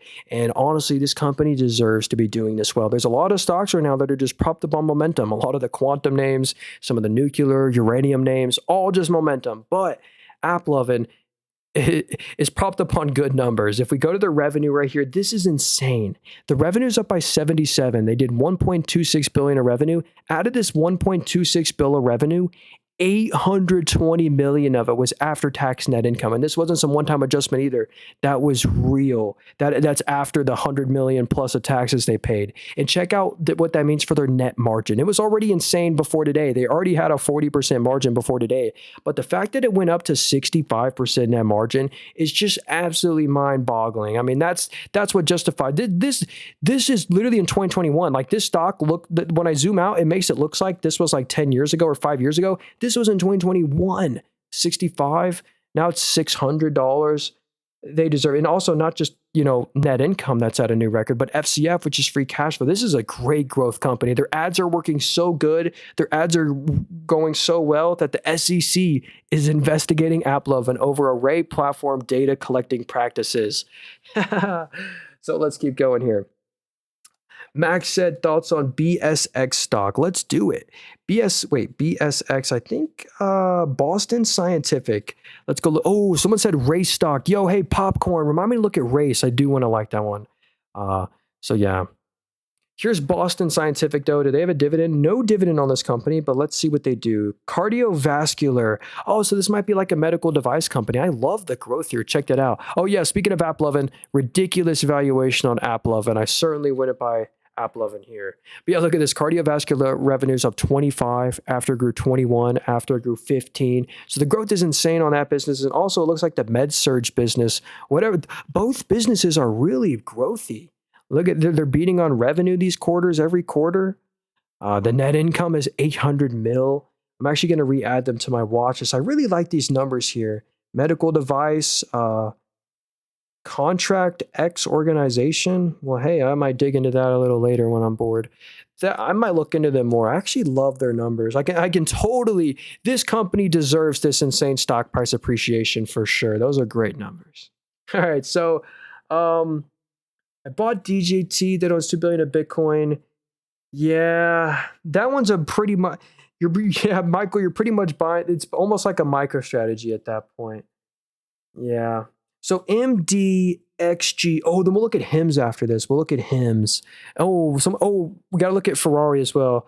So this is another very small company worth $980 million. And the stock has basically been flat since 2013. Whoa, and they don't pay a dividend either. So if you bought the stock in 2013, you're actually down on your position. So they've done terrible. So they're a wound company and surgical.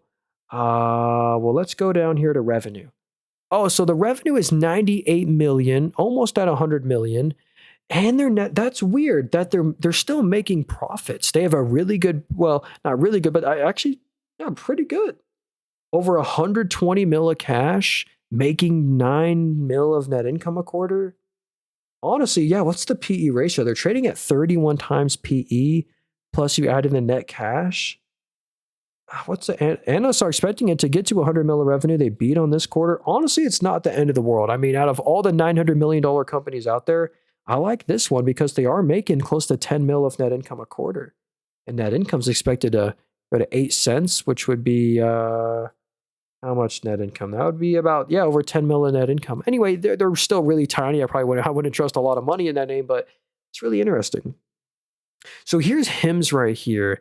This one fell 15% on Friday. And the CEO sold some shares. Hey, look at this. The CEO, HIMS and her CEO, Andrew, sells 11 million in shares. And that's weird because it was weird for him to do it right after this got announced. The administration wants to reduce the price of GLP-1, which is your weight loss prescriptions, from $1,000 to $150 monthly. So yeah, that's... They shouldn't really be too affected by that, but they are. One of their main, actually, they are affected by that. One of their main growth drivers for them has been the fact that they're able to sell their weight loss prescription at a much lower price than Ozempic and what's that called? Wegovy and Zepbound. But now that it's out of FDA shortage, they have to actually sell the official Ozempic. I don't want to get into much of the story, but basically the future growth rate is not great.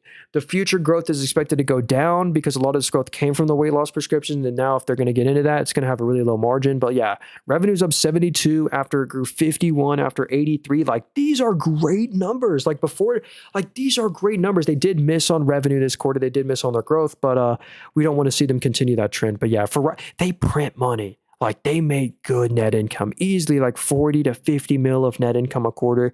They did issue some debt this quarter, which is no big deal. But we really want to see the growth in it. I would honestly wait to get into this name. I think they probably might go a little lower. To say that it'll never go lower than where it is today ever again. I would be careful with that one right now. I would be dollar cost averaging into that one, DCAing. So yeah, let's look at race right here. Ferrari stock. Someone said, I'm putting in $5 in a race. Want to know what you think? Yo, that's awesome, dude. Yeah, Ferrari stock, they are a European company. They're my only European company, actually. But yeah, I've actually been buying the dip on Ferrari. And I like that you're doing that because I recommend, like, especially in this market with how volatile things are, to dollar cost average. You know, if you want something as 5% of your portfolio, don't make it 5% of your portfolio today, you know. make it 1%. Then the month after, another 2%. Like slowly allocate to it, do a more disciplined approach. But yeah, here's Ferrari right here. Again, I didn't just buy this stock because they fell a bunch. I'm not recommending them because they're down. I'm recommending them because they're a good, high quality company that I want exposure to, and I love the business model. They're easily making 400 to 500 million of net income a quarter. Same with free cash flow. It's really good, couple hundred mil a quarter. And you get a dividend. So if we go to the dividend, you basically get a 1% yield. They raise the dividend every year, 0.9% yield.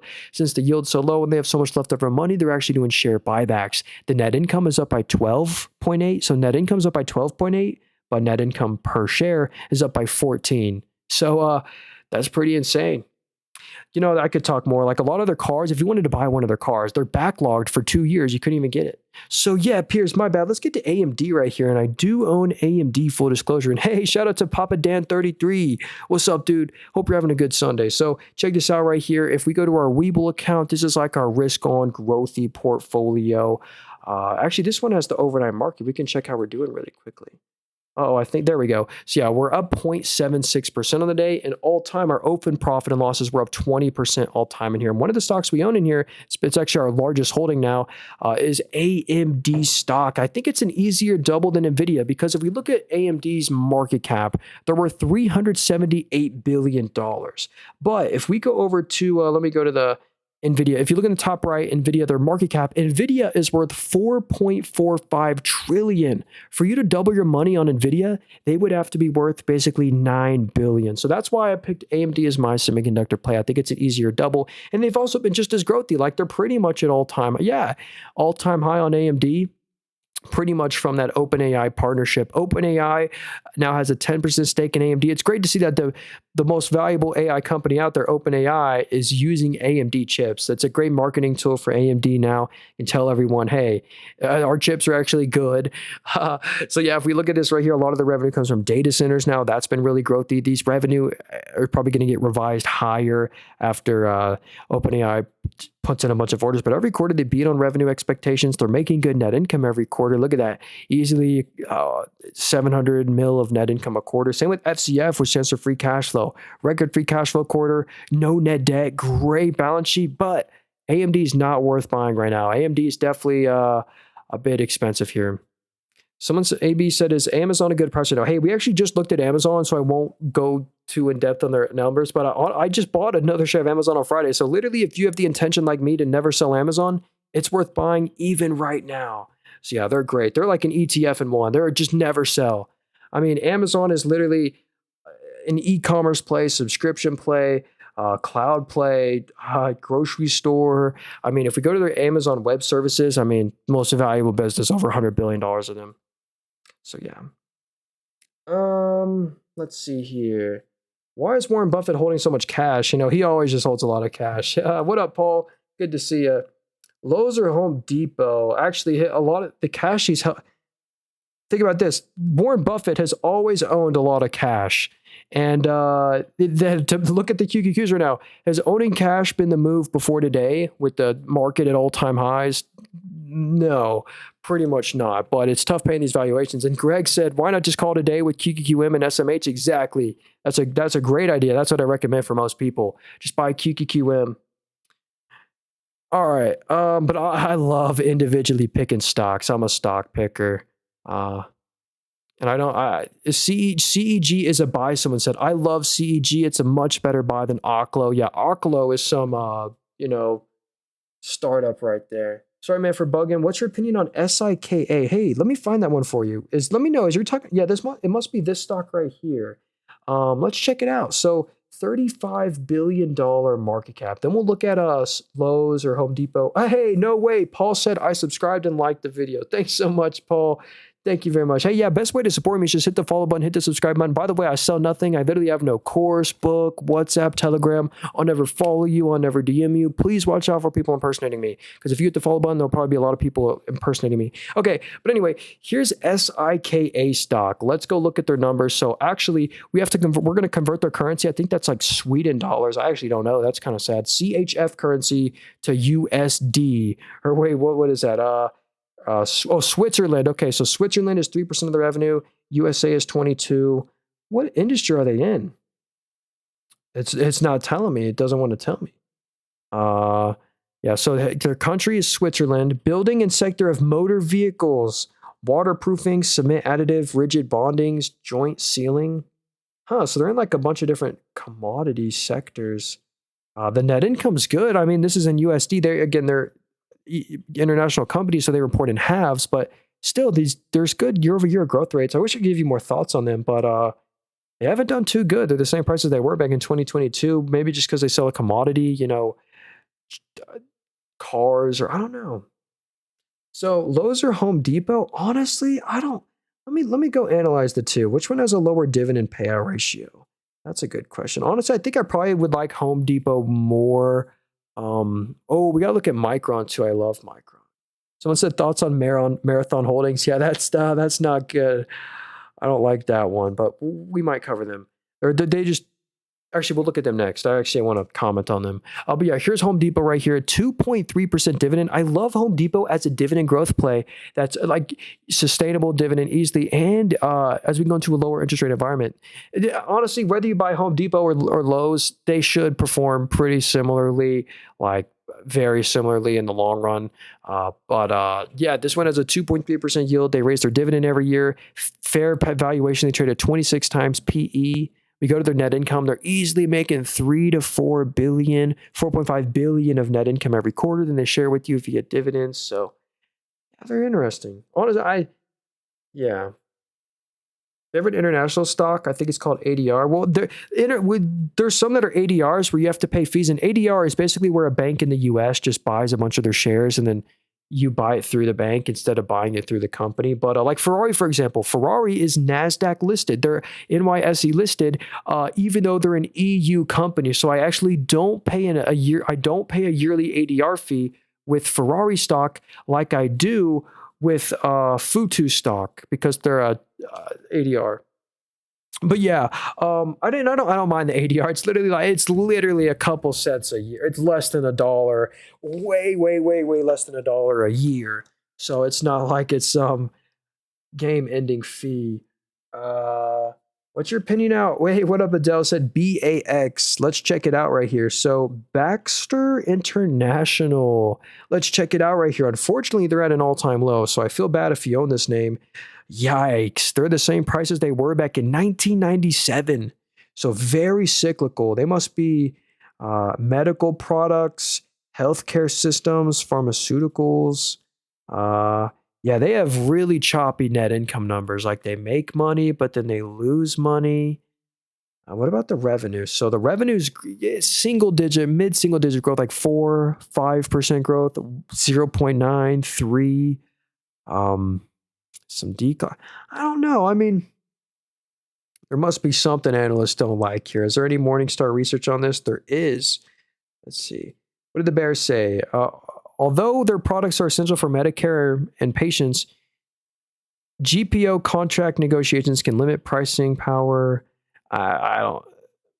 Shares fell after hurricane struck manufacturing facilities. I don't know. They might be worth looking into. I don't know. I don't know. I don't think they would deserve to fall that much. Okay, so BULL stock. So, oh, hey, what up, Lopez? Yo, let's look at Taiwan Semi too. Do you think all of the Magnificent Seven are appropriately evaluated? No, definitely not. Like Tesla, I think is nutty, the valuation. Microsoft's a bit high, but justified. The least justified valuation is probably Tesla, then maybe Nvidia or Microsoft or Apple. Google and Meta are chilling. So anyway, here's Webull right here. Yeah, I actually have a Webull account. Check this out right here. So yeah, I've probably given Webull a lot of fees and stuff. So they actually do. I like this one. I would buy a couple shares. I wouldn't have it as a huge size position, but I think it's worth having a couple shares, a very small size position, because of what I think is going to happen to the revenue after, it should literally happen this next quarter. They're going to recognize their first ever crypto, transaction fees that are going to be really high margin for them. I expect some sort of revenue guidance raise. That's really interesting. The revenue's already pretty growthy, 46% year over year. As much as I love them, I wouldn't trust them, with a lot of money. I like Futu more. I like Robinhood more, but Robinhood's definitely way more expensive. And I like SoFi too. I own all these. I'm totally biased, but yeah. Oh yeah, let's get back to Marathon Holdings right here. So Marathon, this is a Bitcoin mining company. And I've looked at here's an overlay next to Bitcoin. I've looked at all the Bitcoin mining companies out there. Marathon, CleanSpark, Hut 8, Hive. I'm forgetting some too, but you know, Core Z. I've looked at all the Bitcoin mining companies out there, and they don't outperform actual Bitcoin. So I honestly I don't see really a scenario where I'd recommend Marathon over actual Bitcoin, but they do trend together, but they just don't consistently keep up with Bitcoin. So I don't know. That's just kind of my honest thoughts. If they don't consistently outperform Bitcoin, then hey, why? Yeah. Okay. Hey, yeah. Yeah, hey, let's see here. Do you think gold mines are a hold right now? Right, basically, is it just worth holding gold right now? Because like Denshin Mines, all these gold mining companies literally just follow whatever gold does. But yeah, here's the actual commodity of gold, pretty much at an all-time high. I think they're worth holding. But not buying, like certainly not buying now. Like if you already bought some gold and you're up like 30% on it, maybe trim it a little bit, but certainly don't sell out of all your gold. I think it's always worth having a little bit of exposure to gold, but I would hold, yeah, for the most part, I'd just hold right now. Yeah. Yo, heck yeah. Stock said I made 6K on Wolf calls. You know, you got balls, my friend, because this stock is super volatile, and I'm so glad you made money on it. Basically, one of the reasons why this one is rocketed up so much is because they got saved from bankruptcy. Wonder if we can find that down here in the news. Oh yeah, they secured TeraWolf secures $3.7 billion AI hosting deal and $3.2 billion notes offering with Google support. No way. Backed by Google, providing debt and a 14% equity stake. I did not know that. The project includes an 80-year ground lease. Well, that's crazy. Google could potentially buy 15% of this company. So that's actually, I didn't know that. So that's probably adds more to the momentum. But yeah, it says what does this company do? It says the 100% of the revenue is their digital currency mining. So maybe some sort of Bitcoin mining company. I don't know. There you go. Maybe they converted from a Bitcoin mining company to a data center. What app is this, bro? Hey, what up? Oh, yeah. Hey, by the way, this is a software. It's a brokerage where you buy stocks on. If you want to get it, it's in the link tree in my bio, the very first link there. It is an affiliate link, full disclosure. So if you go and deposit $100, we'll both get some free stocks. And yeah, what are speaking of Home Depot and going back to the interest rate cut thing. Oh yeah, here's another cool thing you can do on here. We can see the interest rate cut probability. So check this out right here. On the October 29th meeting, there's literally a 99.9% chance of a 25 basis point cut on the October 29th meeting, which is basically in 2 weeks. So by the end of this month, rates are going to be another 25 bips lower. And then on the December 10th meeting, there's literally another 96% chance of another 50 basis point cut. You can kind of see that in the Fed dot plot rate. They're expecting 3.63% rates by end of year 2025. So that's real interesting for the interest rate sensitive sectors. That's why I think Warren Buffett is buying a bunch of the home builders and pool. But yeah, also there's a lot of, yeah. Okay, so anyway. All right, so hey, what's the ticker symbol for white fiber? We can check that one out too. Yep, a data center play for Google. Hey, thanks, Danny. Yeah, that's pretty interesting there with Wolf Speed right there. ISRG reports Tuesday. Ooh, Nathan, are we headed for a crash? People seem to be flocking to gold. Yeah, I noticed that too, Eric. People are buying.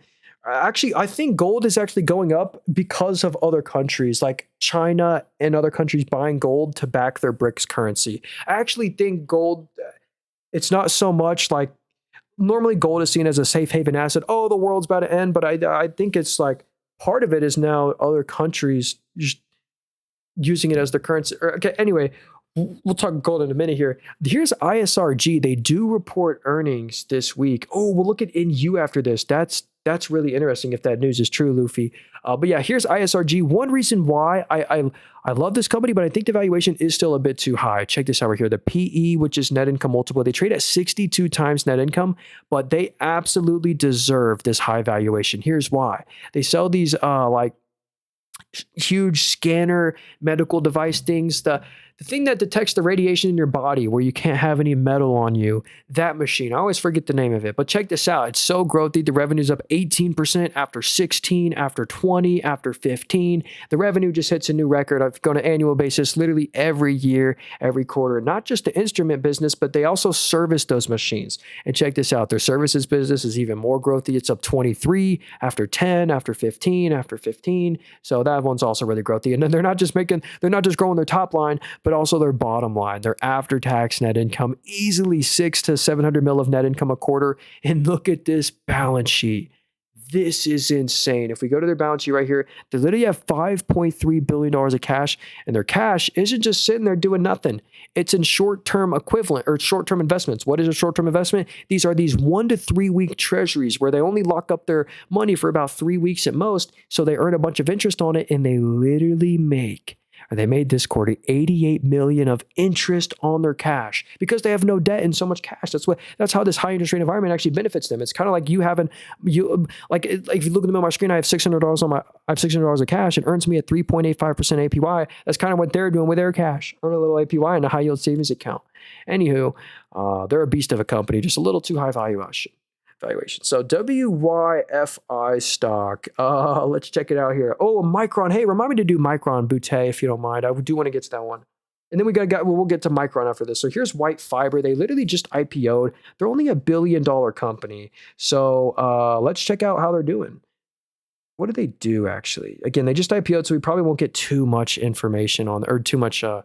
Provides AI and HPC infrastructure and cloud data center solutions. Cloud service and co-location services. So some cloud play. Let's check out the revenue. So the revenue is very small company. The revenue is 18 million, but look at the growth. The revenue did grow 48% from the previous year. Again, it's easy to kind of compare to small numbers, but they have a good balance sheet. So 18 mil of revenue. They are losing money, but not that much. Not that much.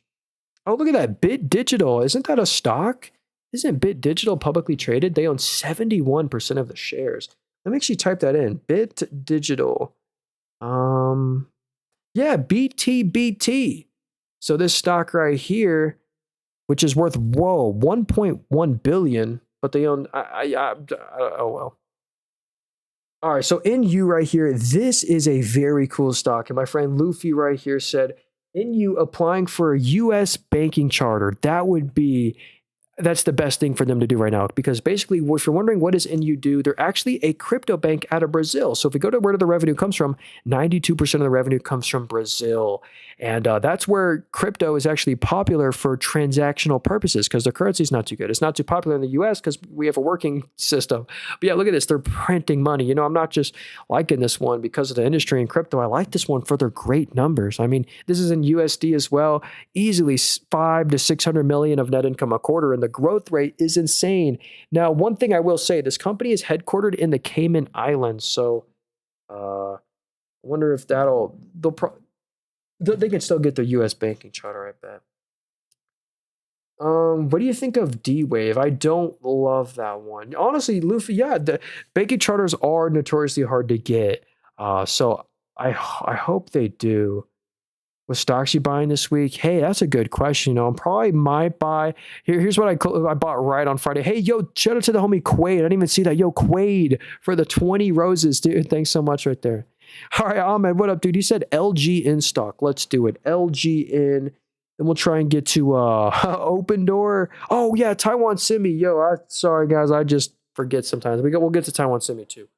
Remind me. So here's Legion's. Oh, and Micron. Oh, man. So here's Legion stock, a $3.5 billion company. So let's go look at their numbers. Looks like they just IPO'd, so there's not too much data we're probably going to get in terms of financials here.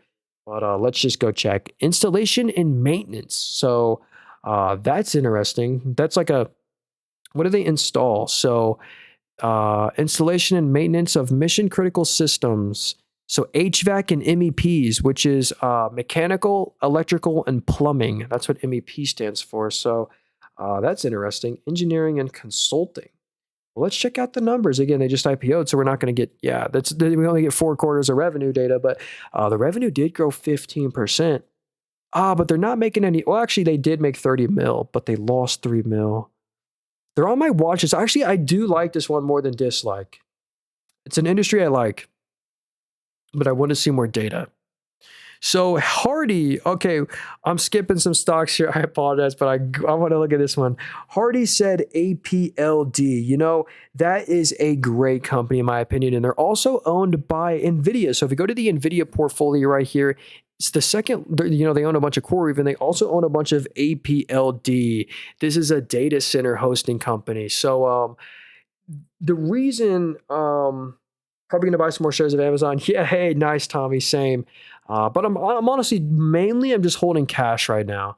But yeah, here's APLD stock. The reason they gapped up so well on earnings is because of how good their earnings actually were. Check this out. The analysts expected 45 mil of revenue.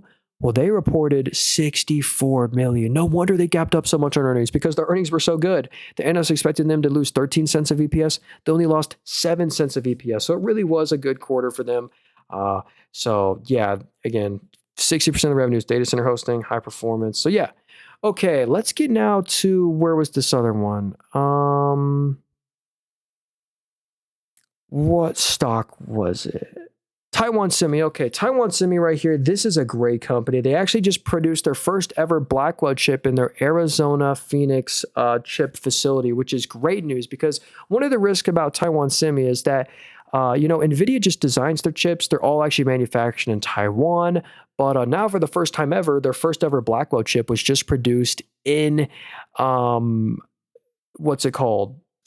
Phoenix. But check this out. Also, some other news. Taiwan Semi announces 50% price increase for 2 nanometer wafer chips. Taiwan Semi. Oh, yeah, here it is right here. Yeah, Taiwan Semi and NVIDIA achieved first Blackwell wafer production in U.S. in the Arizona Phoenix. So that's cool. Anyway, let me go to their actual numbers here, because that's what matters. I certainly wouldn't sell this company. I would just buy and hold this one forever. Look at this. Their foundry market share is 71%, up from 62. But the best part is the growth. So the sales are up 35. The revenue's up 35. But the net income is up by 42, which means, basically in English, they expanded margins. They now have a 53% net margin. Insane. They're doing basically 10 to 17 billion of after-tax net income a quarter. It's absolutely absurd. And it's like getting exposure to NVIDIA with a higher dividend yield. You get a 1% dividend yield on Taiwan Semiconductor. So not too shabby. Congrats if you own that one. I wish I did. Okay, so, can we do Open Door? So Open Door, the thing with this one, this is basically a pure momentum name at this point. They're really rallying up on the hype from the interest rate cut probability, because there's a clear rate cut path to we're going to cut rates by 75 basis points before the year ends. And here's what, if you're wondering what is Open Door, they're a company that flips houses. I've been to a few Open Doors before. Quite frankly, they're not good at flipping houses. But here's what happened the last time we were in a super low interest rate environment. Look at the sales in 2021 and 2022 when rates were zero. Easily 4 to 5 billion in revenue a quarter. But look what happened when rates hiked up in just a year. Sales are down 62, 69, 70, 50. Sales collapsed. So they're super interest rate sensitive. And also, one thing I find interesting, the analysts are expecting the revenue to go from 1.5 billion this quarter to only 500 million. I mean, that'll be the lowest revenue quarter in their history. Well, or besides when they first started. But they're pretty much just a momentum play.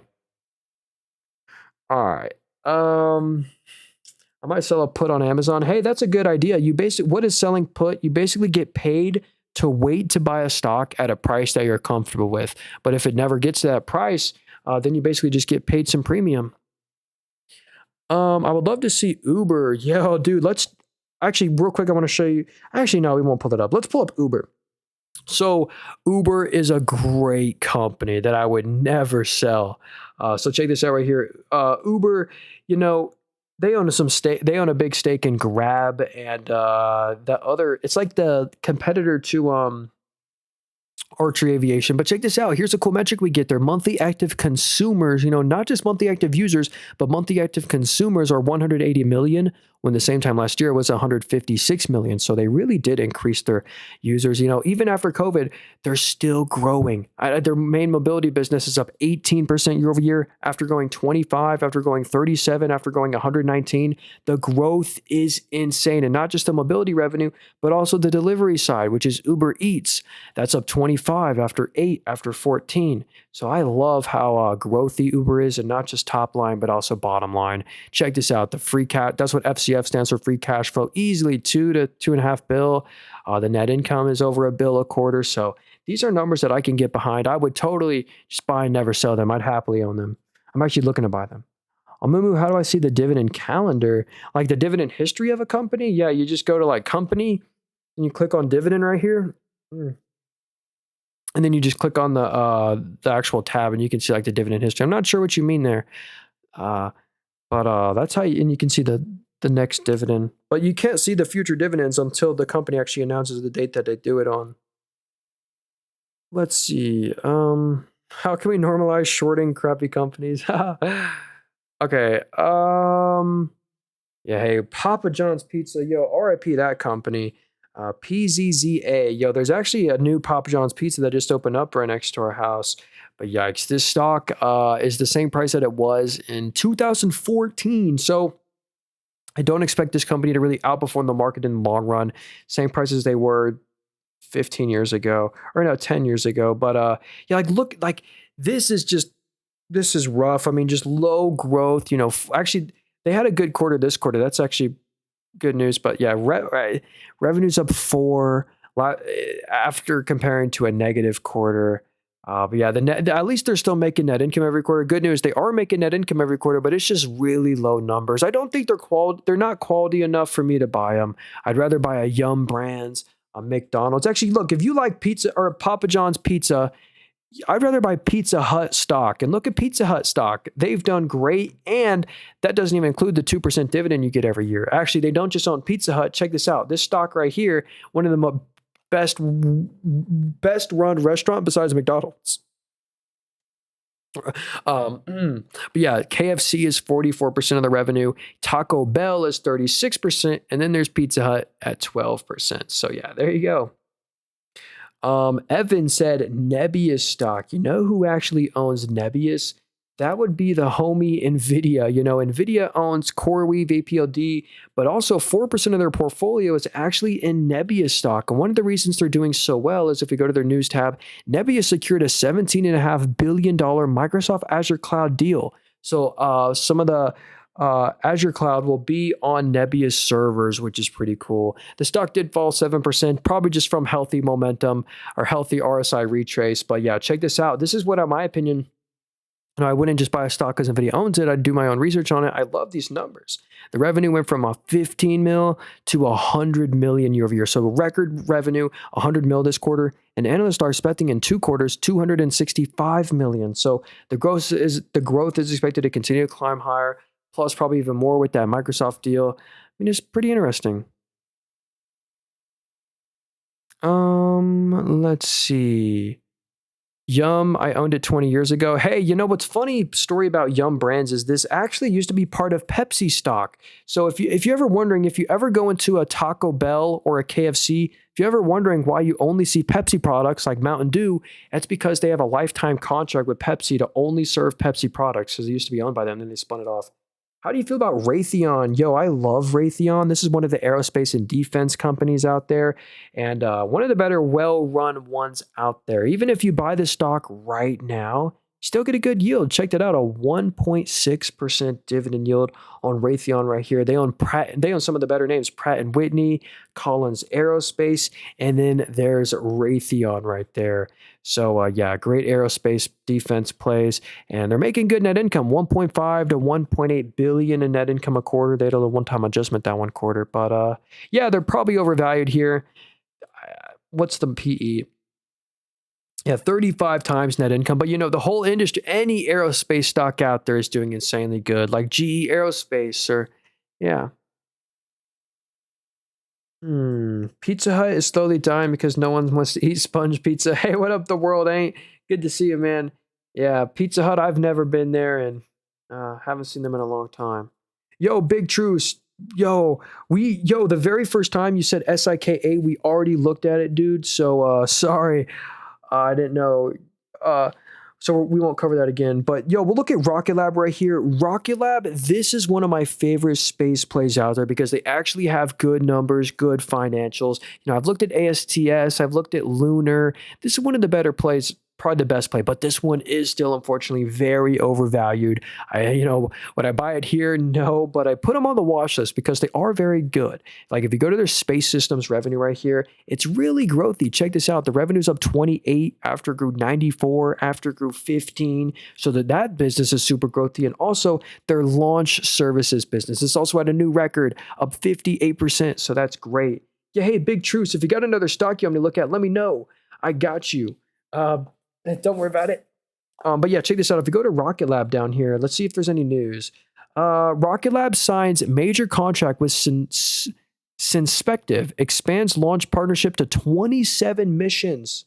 BlackRock acquires a stake, probably just for their ETF. But anywho, they're beating on expectations. They're beating on growth expectations. Like analysts expected 135 mil of revenue this quarter. They reported 144 mil. So yeah. Yeah, hey, no problem, Hardy. Appreciate you. Butella. Oh, yeah, Micron. We forgot to get to Micron. Oh, hey, William, remind me to look at OUST. We've actually looked at OUST already, but we can cover them again. We already looked at Core Medics 2, like not that long ago, so I don't want to cover them either. Sorry. But if you got another one, check it out. So here's Micron, $227 billion company. Even though the stock is at an all-time high, I wouldn't sell it. Like I would not sell this company. I think they're going even higher. And I've kind of been saying that even before today. I've been saying I think the stock is just going to continue to slowly climb higher and higher because the PE ratio, the valuation isn't even that expensive. Check this out right here. There we go. The PE ratio, which is price to net income plus any share buybacks or dilution, they trade at 26 times PE, and that's real. That's not propped up on some one-time adjustment. Yeah, cloud memory business, mobile and client business, core data center business. So yeah, AI play basically. And look at, like, they're just as growthy as all the other like semi names out there. Look at this. The revenue, the lifeblood, the sales are up 46%. After it grew 93. So the revenue is super growthy, and not just the revenue, but the net income. Hey, thanks, Connor. I appreciate that. But yeah, they did $3.2 billion in net income this quarter, a new record. And you get a small dividend and good dividend growth with this company. Very low payout ratio. So yeah, honestly, everything here is headed in the right direction. Probably wouldn't buy it at all-time highs, but I wouldn't sell it. I wouldn't even trim it. GoPro stock, yo, GoPro just got eaten up by Chinese competition. They just burned too much money for me to trust them. There is a bit of momentum around the name now, but yeah, they're still a micro cap. They're worth 320 million. Like, kind of think about this right here. The whole company's worth 320 million. First off, they've lost all growth. The revenue's down 18% after it fell 22%, after it fell 4%. So they're on a streak of decline. So I can totally understand why this, there's a little bit of momentum now, but I can see why this one's down bad from its peak. But not just revenue losses. This is the worst part. They're losing, 100 million. They've lost 100 million this year. And the whole company is worth 300 million. So they lose 1/3 of the market cap a year. We go back over here, net income, we zoom out. So basically, in my opinion, you're buying GoPro, hopefully for some momentum swing trade. You're not buying this company to consistently beat the S&P 500. You probably want to swing trade that. Yeah. All right. Let's see. Is it too late to get DD before the split? Is that DuPont? What do you mean split? Are they doing some sort of split off or... Actually, I know they own this is a cool company. They own Tyvek. It's like a house wrap. I see it all everywhere. Basically, they sell a bunch of like home builder commodities. They are interest rate sensitive. So yeah, industrials, electronics. Huh. Yeah. The growth is really slow, like low to mid single digits, 2, 4, 6, 4, 2. So yeah, I would, they have a good dividend yield, though. Do you remember what you said was Sika? Let me just go over this company again. We'll look at it really. Yeah, hey, honestly, Big Truce, I looked at Sika stock. I remember looking at it. Nothing blew me away here. it was some sort of like automotive fastener company that just sells a commodity that has no pricing power and no growth. Like I could understand why it was kind of doing so bad. And they're also an ADR, so you got to pay that yearly ADR fee. They're actually a Sweden company, I believe, a Swedish company. So we've converted their currency. But yeah, it's not, they make good net income though. That's the thing. Like it's not, actually, what's the valuation of this company? Let's see. Yeah, so they only trade at 23 times net income. That's pretty fair. 23 times PE. They did miss on revenue this quarter. We don't get net income expectations. But honestly, it's interesting, but I don't know if that want to really outperform the market in the long run. What are you looking on? Yeah, hey, none. Yeah, by the way, this is a brokerage. It's a software where you buy stocks on. If you want to get it, it's in the link tree in my bio, the very first link there. It is an affiliate link, full disclosure. So if you deposit $100, we'll both get some free stocks. Hey, in bullish, just remove the comment section. Hey, what up, dude? Let's see. Why does AMD have a much higher PE than NVIDIA? Because of the future growth expectations. Can you look at LBRT? I'm pretty sure I'm going to end up losing $5 on Krispy Kreme. Yeah, a lot of the restaurants are struggling, Krispy Kreme specifically after their huge loss from McDonald's. I think about this, for example, the whole company is worth $550 million in net income. So they're worth $550 million. But they lost $440 million of net income. Basically 80% of the company, that money has to come from somewhere. It just leveraged them up. So their assets just tanked while their liabilities stayed the same. So it leveraged up their liability ratio. And the growth is gone. Not only did they lose a bunch of money, but they lost all that money, all for the business to decline 13%, 15%, 10%. So yeah, I can see why that one's doing so bad, unfortunately.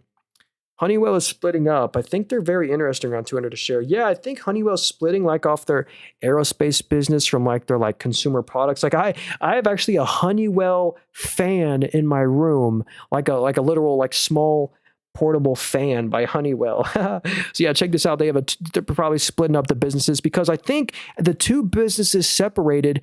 The two businesses separated will trade at higher multiples separately and make you more money and trade at higher market cap. So that'll be interesting. But yeah, their aerospace technologies is 41% of the revenue. Then they're in the industrial automation, which kind of declined to single digits. Energy and sustainability, that's up double digits. So they're kind of splitting off the low margin, low growth. So that will be interesting to see what happens. They're also in quantum. They make good net income. Look at this. They're easily making 1.4 to 1.5 billion net income a quarter. And best part, 2.2% dividend and safe payout ratio, 50% payout ratio. So Oklo, yeah, hey, we're not going to look at Oklo. It's just some startup or, this is a huge bubble. I think if you look in the top right, the market cap, this is a $24 billion company. So here's Oklo worth $24 billion. I feel like I've looked at a lot of companies out there. I feel like I know what a $24 billion company looks like. And it's a company, this company, if we go to the revenue, it says no data because they've never sold anything. They never sold a product or a service, and they're not going to be selling anything for at least over, I think, a year. And they're losing that income every quarter. So I just could not possibly pay $24 billion market cap. Powell Industries is worth this is worth 3.8 billion. That makes every other company look like a steal. But the nuclear stocks have been crazy momentum. If you're looking for the best nuclear play out there, because you're probably that's Oklo. I like the nuclear industry. I want exposure to it. In my opinion, the best way to get exposure to nuclear, and if you were going to buy Oklo at all-time highs, you're better off buying this stock at all-time highs because this one has real nuclear assets. I've looked at all the nuclear stocks out there.